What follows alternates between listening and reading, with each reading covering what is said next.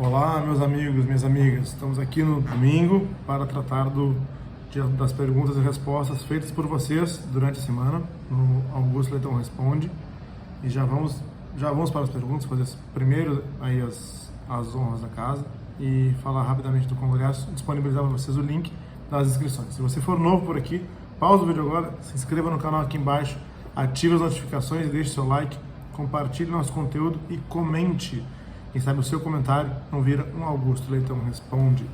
Passe nas nossas redes sociais, nós temos o meu Facebook e o meu Instagram, o @Augusto Leitão. Lá você encontra trailers, vídeos e algumas frases que você pode salvar e compartilhar. É o @Augusto Leitão, me segue por lá também. Conheça meu site, augustoleitãoadvocacia.com.br. Faça tudo isso que eu falei para que o YouTube entenda como relevantes nossos vídeos, como relevante nosso conteúdo e entregue ele sempre para você e para mais e mais pessoas.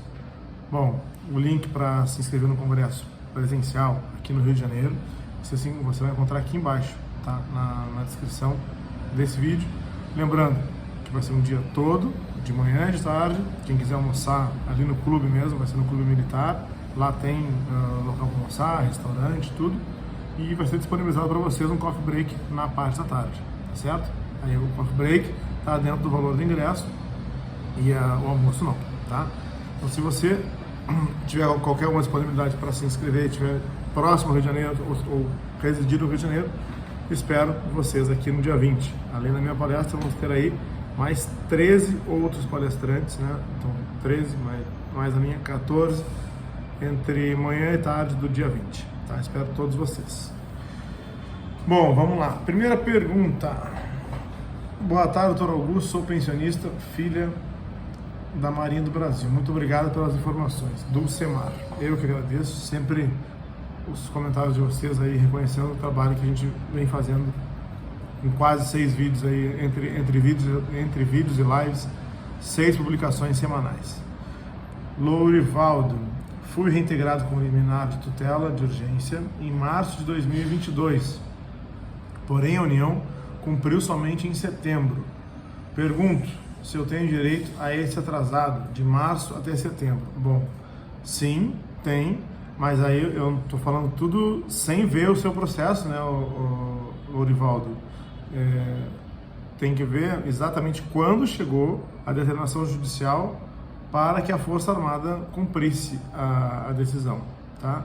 Porque a tutela antecipada, ela deve surtir os seus efeitos a partir da comunicação oficial para o Exército, Marinha ou Aeronáutica. Então, eles normalmente utilizam ou a data da intimação ou a data do ofício que encaminhou a decisão para o Exército, para a Marinha e para a Aeronáutica, ou a data do parecer de força executória da AGU, quando houver, tá?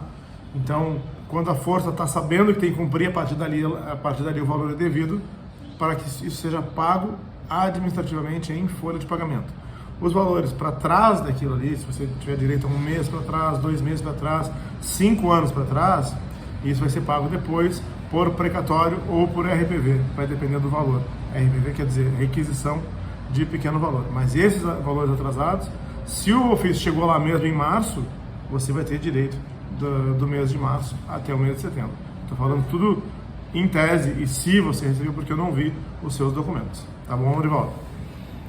Edvânia. Boa tarde, doutor. Nós somos pensionistas do Exército e desde 2019 estamos muito prejudicados com esse desconto, sem nenhum tipo de reajuste salarial, sem margem consignável e não podemos fazer nada. Não foi justa essa lei, ficamos no prejuízo, só Deus é que sabe. Edvânia, eu sei que aconteceu em 2019, criada uma contribuição alta para as pensionistas, foi aumentada a contribuição dos militares que contribuíam antes com 7,5, passaram para 10,5, e isso comprometeu muita gente, especialmente quem estava já com muitos empréstimos consignados e quem estava já com a sua margem muito próxima do limite. Aí tem pessoas que estavam com a margem no limite e esses empréstimos foram caindo para estoque. Empréstimos em estoque, eles podem continuar sendo cobrados pelo banco. Quem tem empréstimos em estoque sabe disso. Possivelmente até os juros do contrato são majorados, são aumentados, porque o banco perde a garantia da folha de pagamento.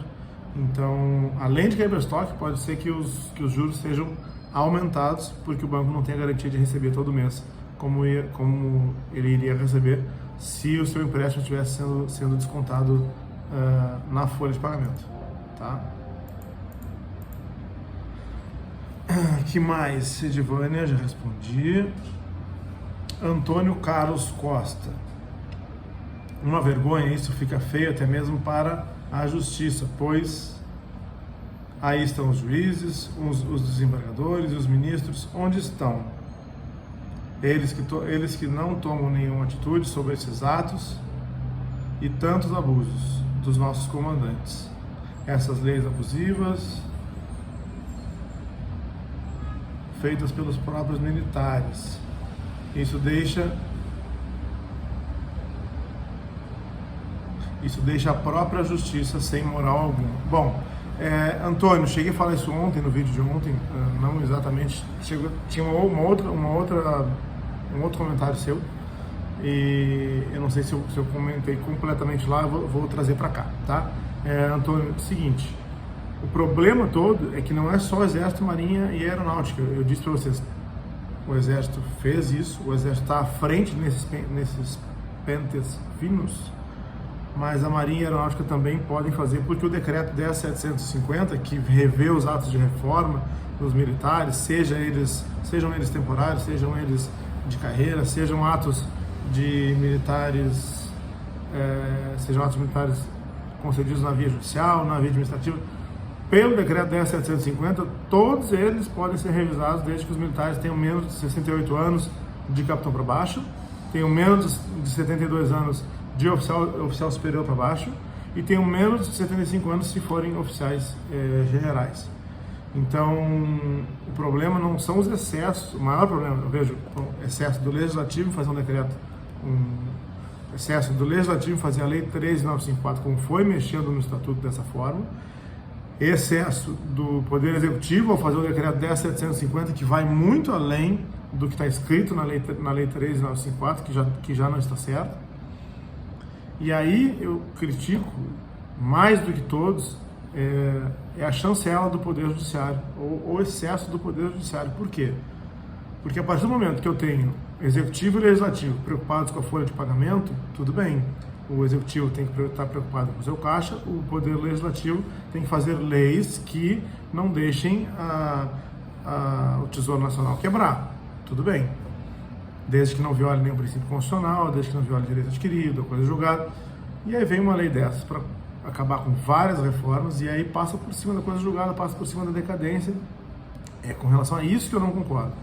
E aí a gente já sabe de um caso, eu não vou generalizar, não vou dizer que é todo o Poder Judiciário, mas a gente já sabe de um caso de um militar que passou por isso, foi procurar pela via do mandado de segurança o Poder Judiciário e teve a decisão negada, dizendo que não havia violação da coisa julgada, porque os fatos, no caso era a melhora do militar, a melhora do ato de reforma, ela foi posterior ao trânsito em julgado.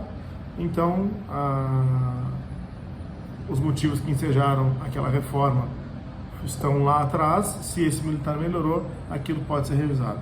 Eu discordo, mas está sendo aplicada uma cláusula que se chama rebus sic stantibus. Eu detesto termos em latim, mas eu vou explicar para vocês. É uma cláusula que diz que, havendo mudanças posteriores ao trânsito em julgado, em princípio poderia haver algum tipo de modificação.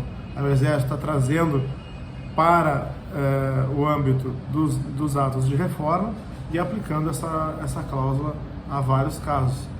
E aí o pior de tudo, pior do que o Exército, pior do que o Poder Legislativo que fez a Lei 13.954, é o Poder Judiciário, diante de uma situação dessa, chancelar isso. E a gente viu isso essa semana em um caso. Eu vou trazer esse caso para vocês aqui, depende só da autorização de uma pessoa. Vamos lá. Paulo, nada de novo. Esse é o Exército miopiamente inovando a sua gana perfeccionista pseudo-analítica. O Paulo está falando também aqui do Exército que fez esse ofício circular número 511, dizendo que ia rever os atos de reforma, mesmo judiciais, e ia rever isso na via administrativa.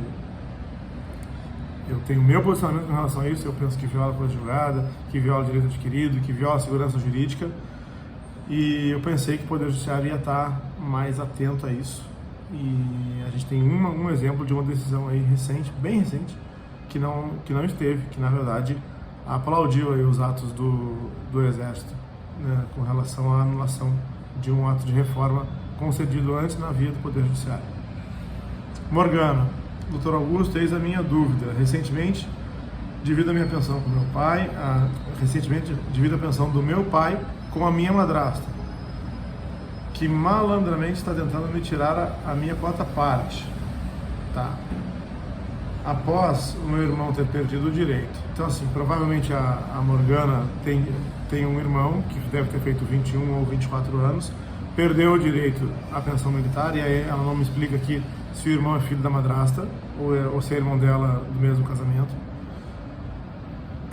E aí ela disse que depois que o irmão dela perdeu o direito, ficou só 50% da pensão para a madrasta e 50% para ela. Então, para ter ficado dessa forma, se a madrasta era ex-esposa, só ficou assim se ele faleceu antes da Lei 13.954. Para ter ficado assim, ele faleceu depois, a madrasta tem que ter sido a viúva e a Morgana tem que ter sido a filha do primeiro casamento.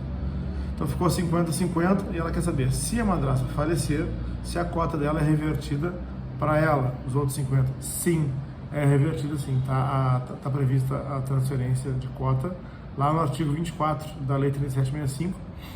E antes era no 48 e 49 do decreto que regulamentava a Lei 3765, que era o decreto 49096. Mas agora está previsto em outros artigos no decreto novo, que é o decreto 10742. Wesley, por que há tão poucas ações da Marinha do Brasil com relação aos altos estudos? Bom, é porque essa discussão começou no Exército muito antes, porque o Exército resolveu conceder isso. O Exército fez o certo, que era disponibilizar os altos estudos para os militares, só que ele fez isso em 2015 e depois em 2017. Altos estudos 2 e depois altos estudos 1. E aí essa discussão começou antes lá, os militares se sentindo prejudicados lá atrás por não ter tido acesso antes de 2015, 2013, 2012, 2010, 2008 aos altos estudos, e começaram a ingressar com ações judiciais lá em 2015, 16, 17, 18. Por isso que lá tem muito mais ações. A Marinha só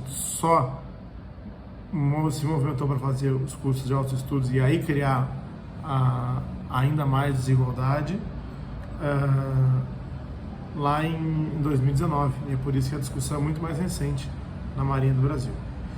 Bom, antes de fechar, deixar meu e-mail, atendimento@augustoleitoradvocacia.com.br e o link para inscrição no seminário da Comissão de Direito Militar presencial aqui no Rio de Janeiro. Se houver qualquer movimentação diferente, se houver possibilidade de transmissão, de disponibilização de link, venda de link com acesso, eu vou avisar vocês. Por enquanto ele é totalmente presencial. Se você for novo por aqui, pausa o vídeo agora, se inscreva no canal aqui embaixo, ative as notificações, deixe seu like, compartilhe nosso conteúdo e comente. Quem sabe o seu comentário não vira um Augusto Leitão Responde. Passe nas nossas redes sociais, nós temos meu Facebook e meu Instagram, o @Augusto Leitão. Lá você encontra trailers, vídeos e algumas frases que você pode salvar e compartilhar. É o @Augusto Leitão, me segue por lá também. Conheça meu site, augustoleitãoadvocacia.com.br, e faça tudo isso que eu falei para que o YouTube entenda como relevante os nossos vídeos, como relevante o nosso conteúdo, e entregue ele sempre para você e para mais e mais pessoas. Um abraço a todos, fiquem com Deus e até o próximo vídeo. Valeu, gente. Obrigado.